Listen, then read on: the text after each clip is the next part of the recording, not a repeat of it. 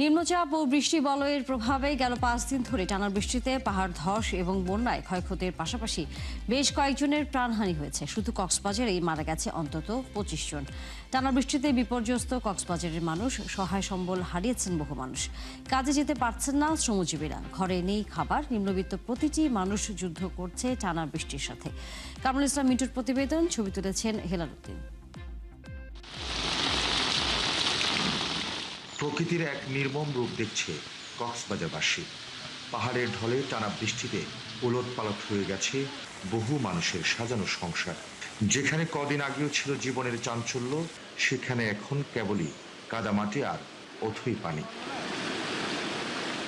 মাত্র কয়েকদিনের ব্যবধানে পাহাড় ধসে আর বন্যার তীব্র স্রোতে প্রাণ হারিয়েছেন অন্তত 22 জন।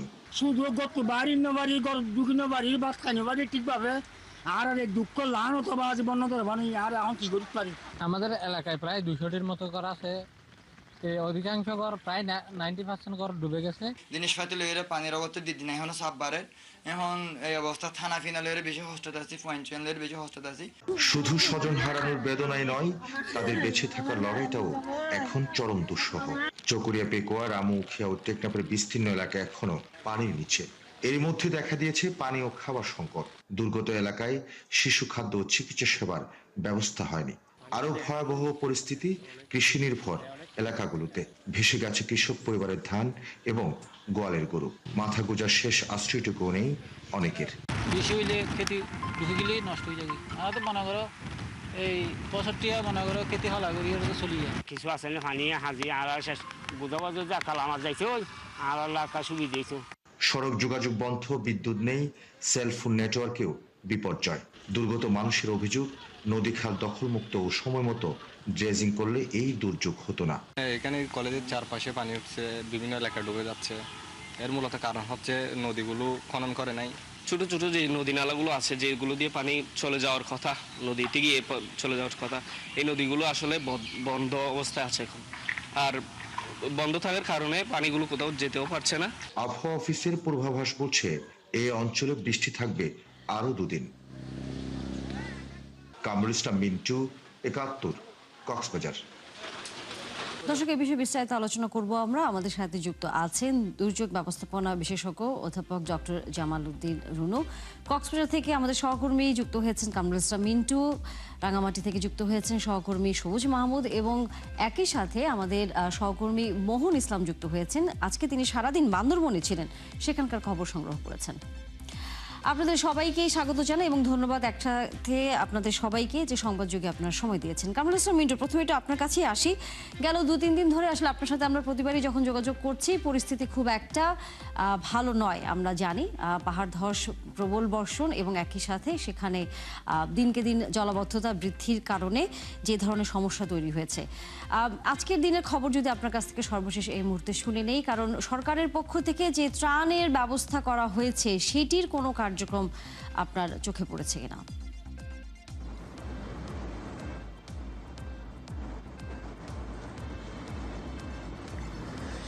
মানুষের দুর্ভোগ এখনো কমেনি। আজকে সারা দিনভর গুড়ি গুড়ি বৃষ্টি হয়েছে, কোথাও কোথাও ভারী বৃষ্টিপাত হয়েছে। এই দুর্ভোগ এখনো পর্যন্ত আছে। মানুষ অসহায় হয়ে পড়েছে। মানুষের ঘরে এখনো পর্যন্ত পানি রয়েছে, রাস্তাঘাটে এখনো পানি আছে। কিন্তু সন্ধ্যার পর থেকে বৃষ্টি কিছুটা কমেছে বলেই কিছু কিছু জায়গা থেকে পানি নেমে যাচ্ছে। তাতে করে মানুষের কিন্তু দুর্ভোগটা কমছে না। কারণটা হচ্ছে জলাবদ্ধতা তৈরি হয়েছে, ঘরের ভিতরে সেকছেকেও অবস্থা তৈরি হয়েছে। মানুষ এখনো পর্যন্ত ঘরের যে চুলা সেটাকে রান্না করতে পারছে না, আগুন জ্বালাতে পারেনি। মানুষ যে সমস্ত শিশু চিকিৎসা পাওয়ার কথা, তারা চিকিৎসা পাচ্ছে না। যে সমস্ত বৃদ্ধ আছে তারা খাবার পাচ্ছে না। এ ধরনের নানামুখী সমস্যা এখনো পর্যন্ত দেখা দিয়েছে। কিন্তু শঙ্কার কথা হচ্ছে যে আজকে রাতে 1টার পরে আবারও বৃষ্টিপাতের আভাস, ভারী বৃষ্টিপাতের আভাস দিচ্ছে আবহাওয়া অফিস। সবকিছু মিলিয়ে অবস্থা এত অল্প সময়ে খুব বেশি পরিবর্তন হয়েছে বলে আমরা এখনো পর্যন্ত বলতে পারছি না। আপনি ত্রাণের কথা বলছেন কক্সবাজারের জেলা প্রশাসন থেকে। কক্সবাজার জেলা প্রশাসন অনেকটা আমাদেরকে অন্ধকারে রেখেছে। অনেক যে তথ্যগুলো আসলে সঠিক সময়ে পাওয়ার কথা, সেই তথ্যগুলো জেলা প্রশাসন থেকে আমরা পাচ্ছি না। কিছুক্ষণ আগে একটা হটস্পট তারা হচ্ছে যে হটলাইন তারা হচ্ছে দিয়েছে, পোস্ট করেছে তাদের ফেসবুকে 5 ঘন্টা আগে, অথচ এই বৃষ্টিপাত হচ্ছে এই বৃষ্টিপাতের আভাস ছিল 6 দিন 7 দিন আগে থেকে, এবং 5 দিন ধরেই কিন্তু বৃষ্টিপাত হচ্ছে, কিন্তু হটলাইনের খবর পাই আমরা হচ্ছে তাদের ফেসবুকে 5 ঘন্টা বা 6 ঘন্টা আগে।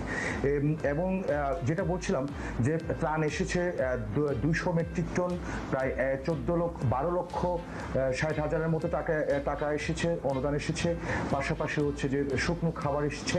এবং ত্রাণের প্রক্রিয়া যদি আপনাকে বলি, আমরা কিছু কিছু জায়গায় বিশেষ করে কক্সবাজার সদর, টেকনাফ, তারপরে হচ্ছে উখিয়া, এই বেশ কিছু জায়গায় ত্রাণ তৎপরতা আমরা দেখেছি, বিশেষ করে স্থানীয় জনপ্রতিনিধি এমপিরা সেখানে ত্রাণ তৎপরতা চালিয়েছেন। কিন্তু মানুষের যে অভিযোগটা সেটা হচ্ছে যে ভয়াবহ। তারা বলছেন তাদের কাছে এখনো পর্যন্ত তাদের প্রয়োজনীয় যে চাহিদা, বিশেষ করে কিছু খাবার, কিছু চিকিৎসা, কিছু বিশুদ্ধ পানি, সে ধরনের খাবার তারা এখনো, বিশেষ করে মেডিকেল টিম আমরা সেখানে কাজ করতে আমরা দেখিনি। সিভিল সার্জনের সাথে কথা বলবার সুযোগ হয়নি, কারণ তিনি ফোন ধরেন না। তো সবকিছু মিলিয়ে কক্সবাজারের অবস্থা ভালো না, এক অর্থে আসলে অনেক ভয়াবহ, এবং আপনার মাধ্যমে আমরা বুঝতে পারছিলাম যে সেখানকার মানুষ বেশ আসলে কষ্টই তাদের এই মুহূর্তে সময় পার করতে হচ্ছে। আমাদের সহকর্মী মোহন ইসলামের কাছে আমরা যেতে চাই। তিনি সারাদিনই বান্দরবনের নানা খবরাখবর রেখেছেন, তার কাছ থেকে আমরা সেখানকার খবর জানবো। মোহন, বান্দরবনের আগে এই ভারী বর্ষণের কারণে আমরা দেখেছি মানুষ পাহাড় ধসে যেমন মারা গেছে, পর্যটকরা সেখানে আটকা পড়েছে, এরকম খবর ছিল। কিন্তু যে কথাটি আসলে গত কয়েকদিন ধরে আবহাওয়া অফিস থেকে বলা হচ্ছে যে ভারী বর্ষণের মাত্রাটি সামনের দিনগুলোতে আরও কিছুদিন থাকবে। এই বাস্তবতায় সেখানে পাহাড় ধসের আশঙ্কা জেলা প্রশাসক এখনো করছে কিনা, যদি করে থাকে তাহলে সেখানকার সেই মানুষগুলোকে সরিয়ে আনার বিষয়ে কোনো উদ্যোগ আসলে তারা নিয়েছে কিনা, এবং একই সাথে ত্রাণের খবর আপনার কাছ থেকে একটু জানতে চাই।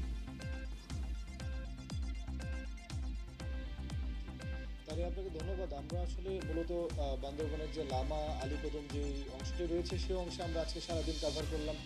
এর আগেও আমরা এই অংশতে গিয়েছি, কভার করেছি। একটু কামরুস্তান মিন্টুর সাথে একটু যোগ করে বলতে চাই যে এই গেল কয়েকদিনে যে কক্সবাজারের যে মৃত্যুগুলো হয়েছে, একই মৃত্যু কিন্তু আমরা বান্দরবনে দেখেছি। গতকাল বান্দরবনের লামা আজিজনগরে ভূমিধসে 5 জন মানুষ মারা গিয়েছেন, এবং আমরা দেখেছি সেখানে যে ভূমিধসের আশঙ্কা রয়েছে, ঝুঁকি রয়েছে। সেখানে জেলা প্রশাসন থেকে নেওয়া হয়েছে, বিভিন্নভাবে তাদেরকে সতর্ক করা হচ্ছে, তাদেরকে বলা হচ্ছে যে তারা যেন সেই বাড়িগুলোতে না থাকে যে বাড়িগুলো পাহাড়ের পাদদেশে রয়েছে, ঝুঁকি রয়েছে, সেদিক থেকে তারা যেন শেল্টার হোমে চলে যায়। কিন্তু অনেক ক্ষেত্রে জনগণ আসলে কথা শুনছেন না, তারা তাদের নিজেদের বাড়িতে থাকছে। ফলে যখন বৃষ্টি একটু থামে বা বৃষ্টি চলমান থেকে ভূমিধসের কারণে তাদের মৃত্যু হচ্ছে। এবং বলে রাখি যে বান্দরবন একটি দুর্গম এলাকা, এবং তার মধ্যে আরও বেশি দুর্গম হচ্ছে আপনার লামা আলীকদমের যে অংশটি রয়েছে, সেই অংশে গেল কয়েকদিন যাবৎ হচ্ছে আপনার যোগাযোগ ব্যবস্থা বন্ধ রয়েছে, মানুষজন যাতায়াত করতে পারছেন না, যেহেতু রাস্তায় পানি উঠে গিয়েছে এবং মানুষের বাড়িগুলো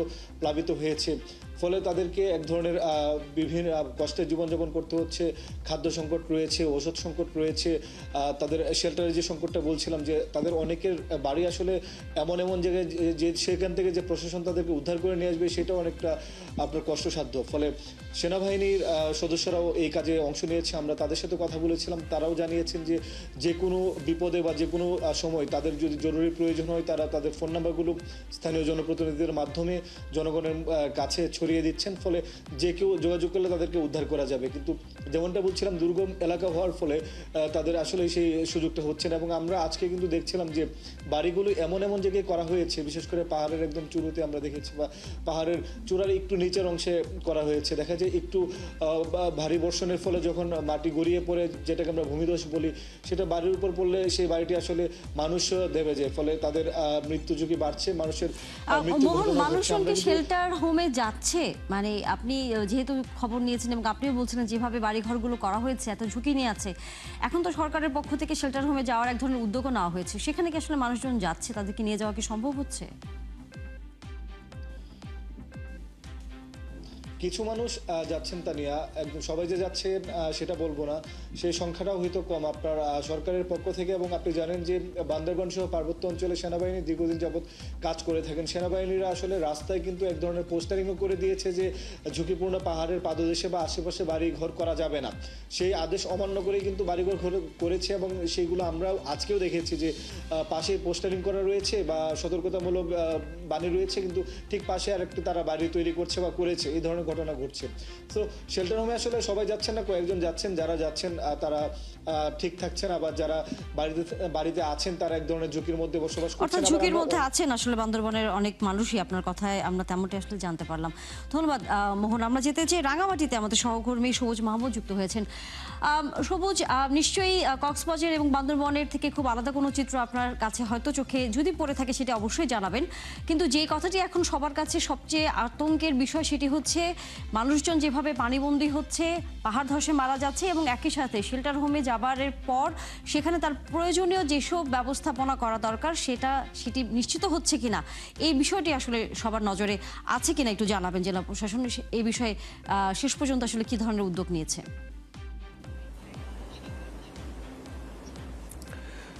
তানিয়া, গতকাল পর্যন্ত রাঙামাটিতে 37টি আশ্রয়কেন্দ্র ছিল, কিন্তু আজকের যে আপডেট খবর সেটাতে 40টি আশ্রয়কেন্দ্র বাড়ানো, 40টি করা হয়েছে। তার মানে 3টি আশ্রয়কেন্দ্র বেড়েছে। সেই সাথে আশ্রয়কেন্দ্রের 4500 আশ্রিত লোকজন ছিল, কিন্তু সেখান থেকে আবার 3500 হয়েছে। মানে কিছু লোক কিন্তু ইতিমধ্যে ফিরে গেছে তাদের বাড়িতে, আবার কিছু লোক এসেছেন। আজকে আমি যে আশ্রয়কেন্দ্রে গিয়েছিলাম সেখানে দেখেছি যে গতকালকে ছিল 106 জন, সেখানে আবার 120 থেকে 25 জন লোক এসেছে। তার মানে এই যে টানা ভারী বর্ষণে যে পাহাড়গুলো ধসের কথা ছিল না, সেগুলো কিন্তু এই যে টানা বৃষ্টির কারণে মানে মাটি নরম হয়ে গেছে এবং ধসে পড়েছেন, এবং ধসের আশঙ্কা থেকে তারা কিন্তু বাড়িঘর ছেড়ে দিয়েছে। এবং কেউ কেউ আবার হচ্ছে যে পানি নেমে যাওয়ার কারণে হয়তো পানিবন্দী যারা ছিল তারা হয়তো আবার ফিরে গেছে, এই অবস্থায় আছে। কিন্তু পানিবন্দীদের যে সংখ্যা ছিল গতকাল 130টি পরিবার, সেখানে কিন্তু 350 হয়ে গেছে রাঙামাটির চিত্র। এবং পাহাড় ধস সবচেয়ে বেশি এই রাঙামাটিতে হয়েছে। রাঙামাটিতে এখন পর্যন্ত 125টি পাহাড় ধসের ঘটনা ঘটেছে, তার মধ্যে কাপ্তাইতে আছে 32টি এবং কাউখালীতে আছে 30টি। এবং রাঙামাটিতে এই পাহাড় ধসে নিখোঁজ এবং মৃতের সংখ্যা কিন্তু 2 জন।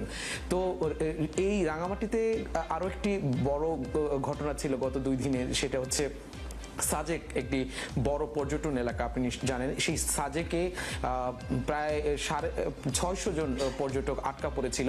তো গত 2 দিনে এবং আজকে এই পর্যটকদেরকে অগ্রাধিকার ভিত্তিতে গতকালকে 150 জন পাঠানো, এবং আজকে সকালে সেনাবাহিনীর স্কটের মাধ্যমে প্রায় পুরো যারা ছিল আটকা পড়া ছিল তারা সবাই কিন্তু আজকে সকালে চলে যেতে পেরেছেন।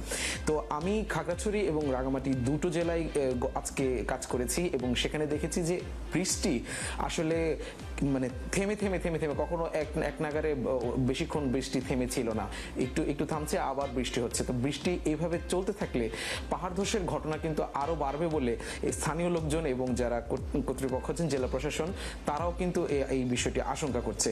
তো এখানে আশ্রয় কেন্দ্রের বিষয়টি আপনি জানতে চাচ্ছিলেন। আশ্রয় কেন্দ্রের লোকজন আসতেছে এবং যাচ্ছে এবং তারা নিয়মিত 3 বেলা খাবার সহ পানি, নিরাপদ পানি পাচ্ছেন এবং তাতে তারা মোটামুটি সন্তুষ্ট প্রকাশ করেছেন। এছাড়াও বিভিন্ন বেসরকারি উদ্যোগেও কিন্তু আশ্রয় কেন্দ্রে খাবার সহ অন্যান্য জিনিসপত্র দেওয়া হচ্ছে। তানিয়া, ধন্যবাদ সবুজ। একই সাথে ধন্যবাদ মোহন ইসলাম এবং আমাদের সহকর্মী কামরুল মিন্টু, আপনাদের 3 জনকে। এবং আপনারা নিশ্চয়ই সাবধানে থেকে সংবাদ সংগ্রহ করবেন। পরবর্তীতে আবার আপনাদের সাথে আমরা নিশ্চয়ই যুক্ত হব। দর্শক, আমাদের সহকর্মীরা একেবারেই মাঠ পর্যায়ে থেকে যে খবরটি জানাচ্ছিলেন, এই ভারী বর্ষণ এবং পাহাড় ধস এবং একই সাথে যে সাধারণ মানুষের বিভিন্ন অঞ্চলগুলোতে যেখানে ভারী বৃষ্টি হচ্ছে, বন্যা পরিস্থিতি তৈরি হয়েছে, সেখানকার মানুষের খবর, যে খবরটি আসলে আমাদের সহকর্মীদের কাছে একটি বিষয় আসলে পুরো পরিষ্কার হয়ে যাচ্ছে যে মানুষ এখনো এই দুর্যোগপূর্ণ আবহাওয়ার ভেতরে নিজ বাসস্থান ছেড়ে যাচ্ছে না এবং একই সাথে আবার অনেকেই গেলেও সেখানে শেল্টার হোমে পর্যাপ্ত তাদের জন্য যে ব্যবস্থাটি থাকবার কথা সেটিও পাচ্ছে না। সব কিছু মিলে আসলে সামনে যেহেতু আরও বেশ কিছুদিন ধরে বর্ষণ হবে, তাহলে ব্যবস্থাপনাটি আসলে কেমন করে করা উচিত। আছেন এই বিষয় নিয়ে কথা বলবার জন্য আমাদের সাথে বিশেষজ্ঞ অধ্যাপক ডক্টর জামাল জামাল উদ্দিন রুনো, আপনার কাছে আসলে প্রশ্ন, নিশ্চয়ই আপনিও শুনেছেন আমাদের সহকর্মীদের কাছ থেকে নানা খবরাখবরগুলো। আপনার দৃষ্টিতে কি মনে হয় এই মুহূর্তে সবচেয়ে জরুরি আসলে কোন ব্যবস্থাটি নেওয়া উচিত? ধন্যবাদ ৭১ টেলিভিশনকে। খুবই গুরুত্বপূর্ণ এই মুহূর্তে যে দুর্যোগটি আমাদের বয়ে যাচ্ছে বাংলাদেশের উপর দিয়ে, সেটা হচ্ছে বন্যা। আপনি রাইটলি আপনাদের সংবাদ সংগ্রহ করছেন এবং সংবাদের মাধ্যমে আমি যেটা বুঝতে পারলাম যে গত ২৪ ঘন্টায় প্রায় ২৭১ মিলিমিটার, এবং এটি আগামী ২ দিন বলবৎ থাকবে। এবং আমাদের উজান অঞ্চলে, আমাদের নদীগুলার উজান বলতে পাহাড়ি অঞ্চল, সে অঞ্চলগুলি ইন্ডিয়াতে আছে, মানে ভারতে আসাম বা মেঘালয় বা ত্রিপুরা বা চট্টগ্রামের খাগড়াছড়ি বা বিভিন্ন জায়গায়। এখন যে বন্যাটা হচ্ছে সেটা ময়মনসিংহ অঞ্চল থেকে শুরু করে সিলেট অঞ্চল থেকে শুরু করে চট্টগ্রাম পাহাড়ি অঞ্চলগুলিতে সবচেয়ে প্রকট। এই কদিন পরে আবার বন্যাটি কিন্তু আমাদের মধ্য অঞ্চলও হানা দিবে, যখন হিমালয়ের পানি গঙ্গা অথবা তিস্তা অথবা যমুনা দিয়ে বা ব্রহ্মপুত্র দিয়ে যখন আবার প্রবাহিত হয়ে আসবে। তার মানে এই দুর্যোগটা কিন্তু নতুন না, বাংলাদেশে এই দুর্যোগ সবসময় হয়। সে কারণে দুর্যোগের যে প্রস্তুতিমূলক ব্যবস্থা, এখন আমরা যেটা করতে চাই, আমাদের দুর্যোগের ২ ধরনের ব্যবস্থা, একটা হচ্ছে রিঅ্যাক্টিভ, একটা হচ্ছে প্রোঅ্যাক্টিভ। রিঅ্যাক্টিভ ব্যবস্থার মধ্যে যে ত্রাণ, শেল্টার, উদ্ধার কার্য, এগুলি। কিন্তু আমরা আমাদের সক্ষমতার জায়গায়, যখন দুর্যোগ প্রবণ অঞ্চলে আমাদের সক্ষমতার জায়গায় আমরা কিন্তু সক্ষম হই না তাদেরকে পর্যাপ্ত সাপোর্ট দিতে। যেমন আমাদের আশ্রয় কেন্দ্র পর্যাপ্ত না, আমাদের ট্রান্সপোর্ট ব্যবস্থা মানে ওদেরকে উদ্ধার করে আনার ব্যবস্থা পর্যাপ্ত না, কমিউনিকেশন আমাদের পর্যাপ্ত থাকে না। সঙ্গত কারণে আমাদেরকে প্রোঅ্যাক্টিভ কাজ করতে হয়। এই দুর্যোগগুলো ঐতিহাসিকভাবে এই অঞ্চলের মূল সমস্যা এটি।